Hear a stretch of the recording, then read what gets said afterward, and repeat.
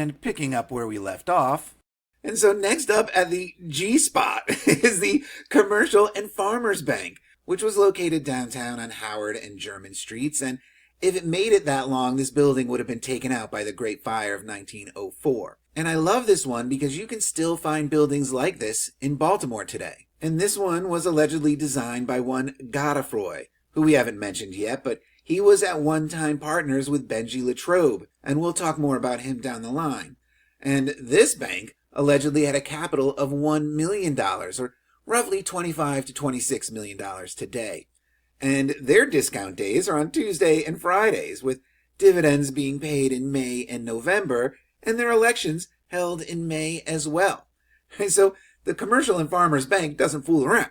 But there's no date on this one either, so Googly helped me determine that this bank was built in 1810. So this $30,000 figure works out to about $800,000 today. And here's Benji's 1832 action scene, and at least I do love these 1832 ones because they do at least provide like something that looks like streets. But that's one of the things that make the 1822 illustrations so interesting, right? That there really isn't anything around them. And so if this building was really located on the corner of Howard and German Street, it would have been at the corner of this very busy intersection right downtown, which looks like this.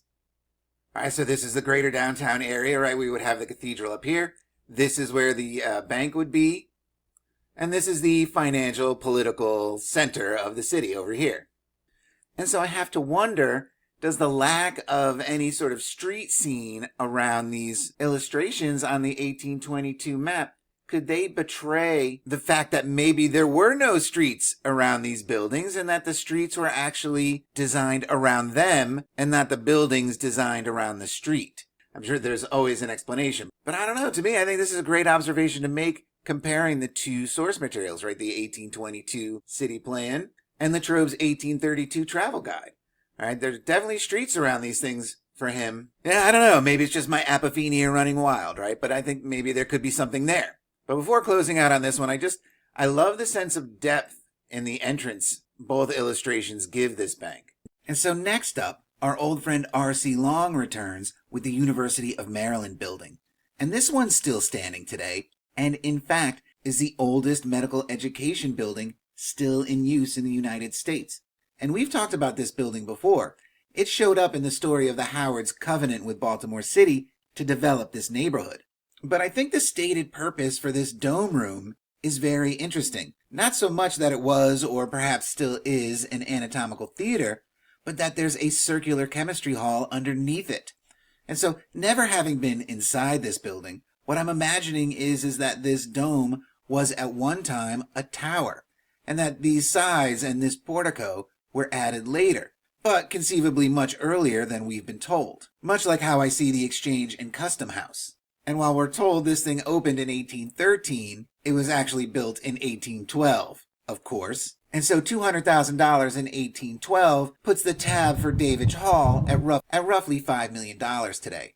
And so next up, we have the incredible story of the disappearing almshouse. And you know this one's going to be good because they double our pleasure. It's two buildings. The first one erected at Calverton in 1815 to the tune of $40,000 by our boy R.C. Long. So that makes 5 on the top shelf for him. And so I'm thinking it's this shaded one, and again, I love the shadows on these drawings. And so they go on to tell us that this building was enlarged by the trustees of the Poorhouse of Baltimore County in 1820, and that they spent $100,000 on this enlargement, though it's not complete. And this building was designed by newcomer to the list, J. Morton. And so pooling the tabs on the cost of both of these buildings, it comes in at roughly $6 million today. And this is where the story starts to get wild, because I wanted to find out where this building was. And it wasn't easy because I spent far too long examining every nook and cranny of this city plan and could not find this letter I. Because remember, there are 2 I's on this list. I was able to find the other one easy enough because it's right where they told me it was. But this one, not so much. And so I had to do a little digging, and I came across this article, which gives up all the dirt with its deep dive into the history of almshouses and hospitals in Maryland. And so apparently, the homeless vagrant problem was so bad in Baltimore right before the Revolutionary War that the lives of the needy were measured in pounds of tobacco. And tobacco was legal currency. They issued notes for it and everything. But things were so out of control that they passed an act appropriating 4,000 pounds in credit to be paid to the trustees. And this credit was to be used to purchase land not exceeding 100 acres, but was convenient to Baltimore town, yet no closer than a half a mile from downtown. And lucky for them, a trustee just so happened to purchase such a lot for 350 pounds. And so we have to remember that this is before the Revolutionary War, and so the currency was British pounds, meaning that they appropriated 800,000 pounds, or just over $1 million today. But in the early 1800s, it was a very different story. In 1800, $1 equaled roughly $23 in purchasing power today, while a pound in 1800 was worth about $160 in purchasing power today. That's a huge difference. And so let's just stick that little fact into our back pocket for now, because they tell us that they use this appropriation of credit to buy a property bounded by Madison, Howard, Biddle, and Linden Streets, somewhere around here.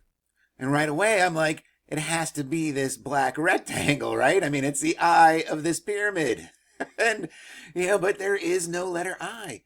Where is it? It's not here. But you know what is here? This shady looking guy right here. And so as luck would have it, I've ridden the light rail through this neighborhood a time or two, and I happen to know that on this spot today is the 5th Regiment Armory. And so let's take a look on Google Earth. All right, and so here we have Howard Street coming up, right?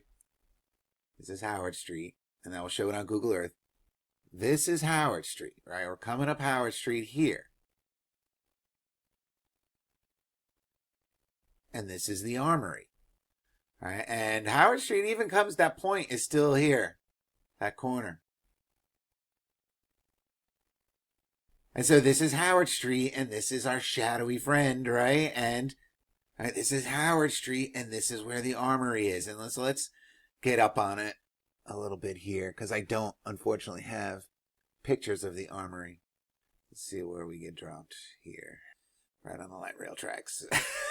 I'm on Howard Street, and here's the Armory, okay? So now, if you're thinking about, like, old world kind of structures, the Armory definitely has that feel. I mean, this thing looks and has the presence of a fortress. No doubt about it. And they tell us that it was built in 1901.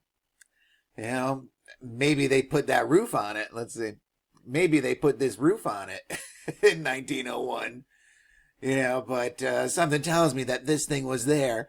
And that something is Poppleton's 1822 city plan. Right there. Here's Howard Street. There it is. This is Howard Street, and there it is. I mean, it's so close. And so at the time, I'm sure the city planners are like, well, what are we going to do with this?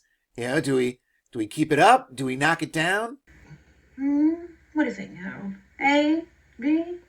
Oh, we'll put down C. Not sure. But anyway, just an amazing thing to find if you're looking to confirm your bias that they were hiding history. I mean, they don't label this thing. I mean, there's... but it's there. It's on this map. Ooh, is it on the other one?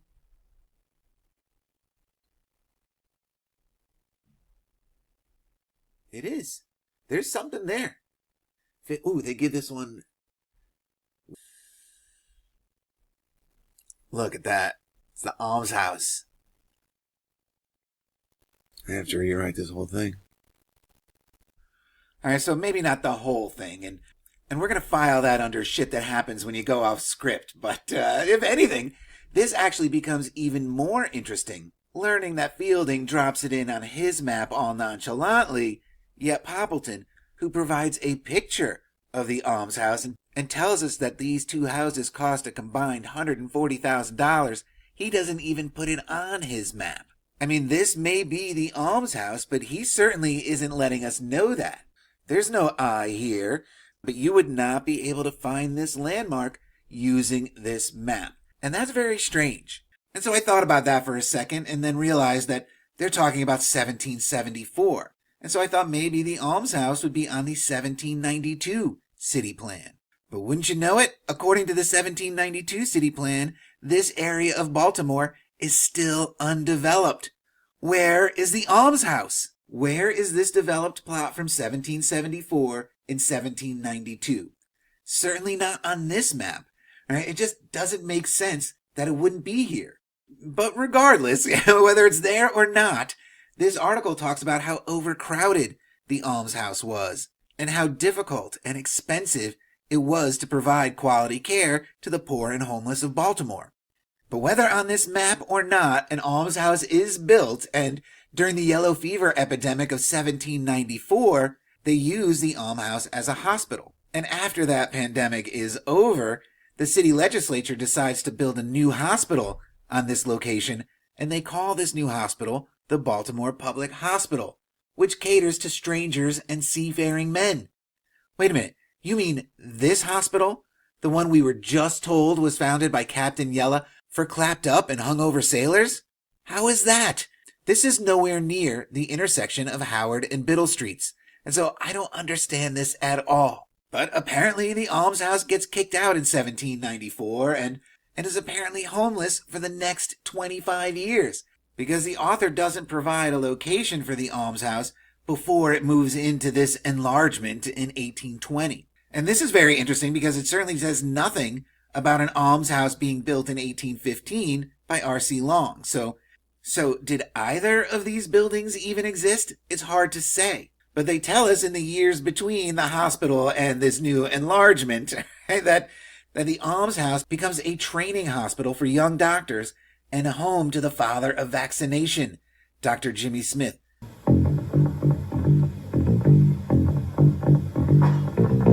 who puts his root down into the experimental subjects known as the homeless.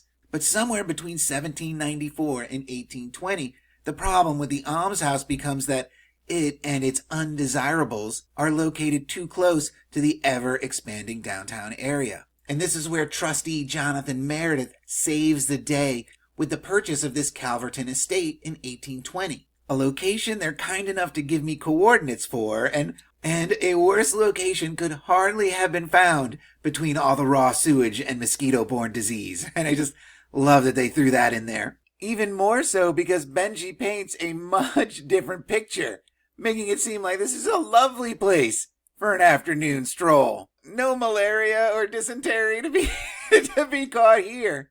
And finished or not, in December of 1820, 533 paupers were moved in. And so now it was time to finally find the almshouse on this map. But try as I might, I could not find it. And that's because this location is located off the map. And I had to use Google Earth to determine this. It is really just outside of the city borders for every city plan that I have. And so now I have to ask, why would you list a landmark on this map that you couldn't find, especially with the amount of money involved? Between the two buildings, they sank almost $4 million into these two houses. And we're going to talk a little bit more about the money when we wrap things up as well. But one last thing before moving on is that the first location for the almshouse that definitely existed, despite not being on the map, is awfully close to where our boy the sheriff resided. And I'm sure that he had many uses for the young and able-bodied homeless of Baltimore.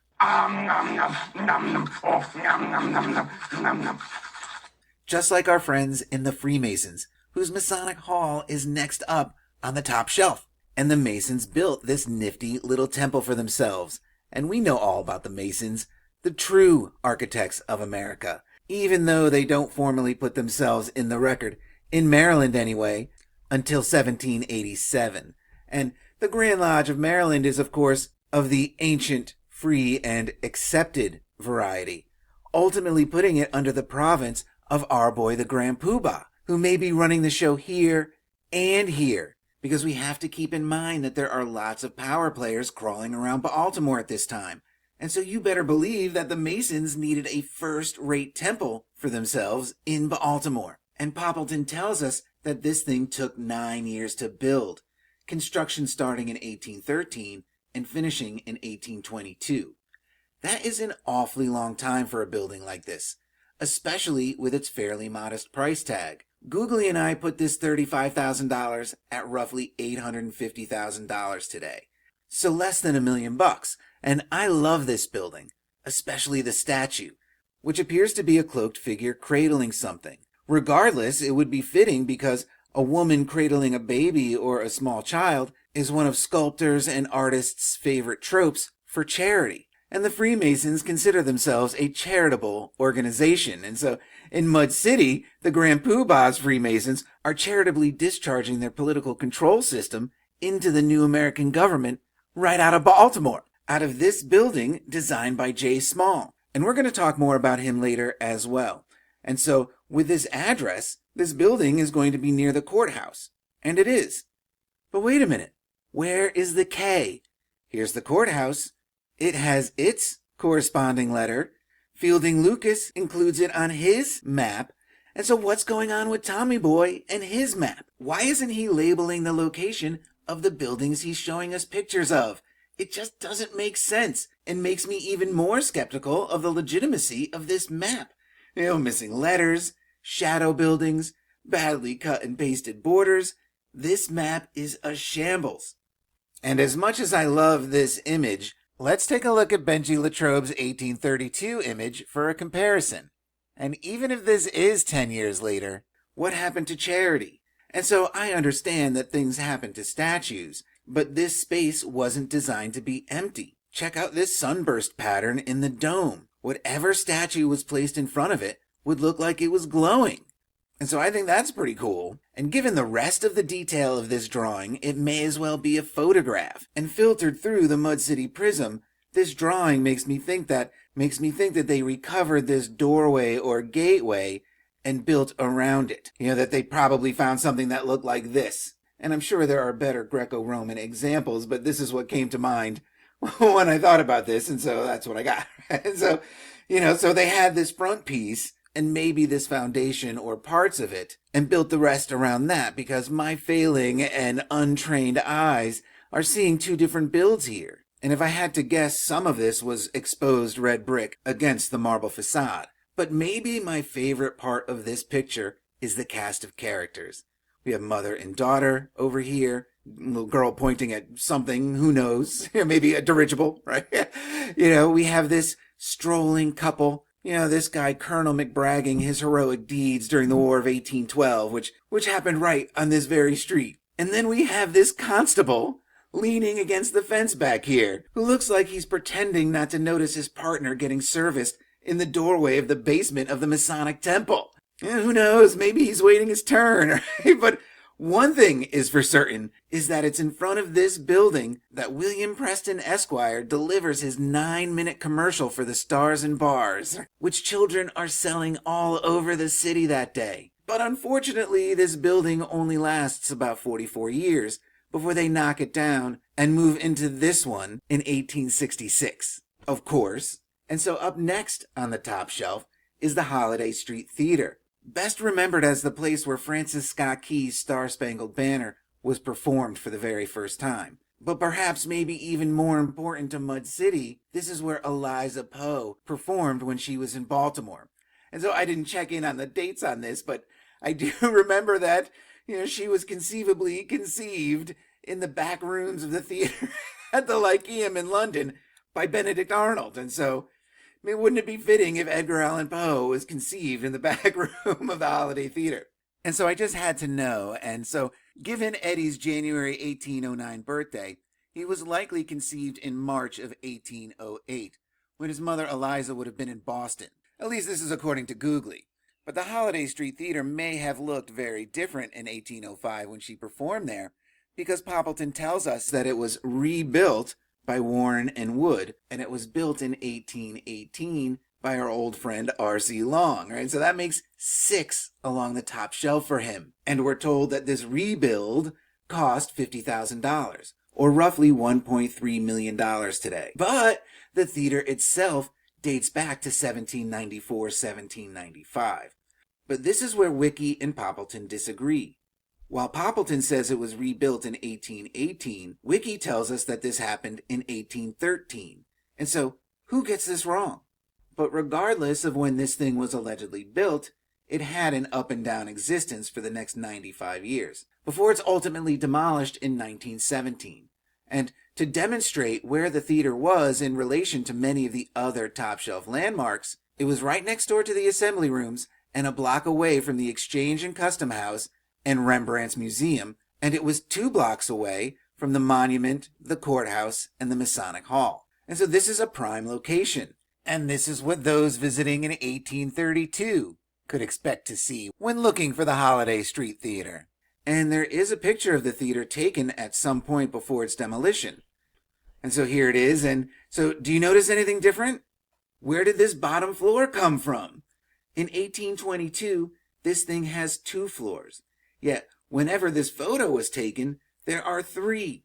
And so while the narrative does mention rebuilds, they don't talk about to what extent. And so, did they knock the top off of this thing and replace it with an exact replica while adding a 3rd floor? Or did they just dig out more of this building as the recovery process continued? I certainly couldn't tell you, but it's definitely interesting to say the least. And so this brings us to the last entry along the top shelf. And so we're going to stop it here and pick up in the next one.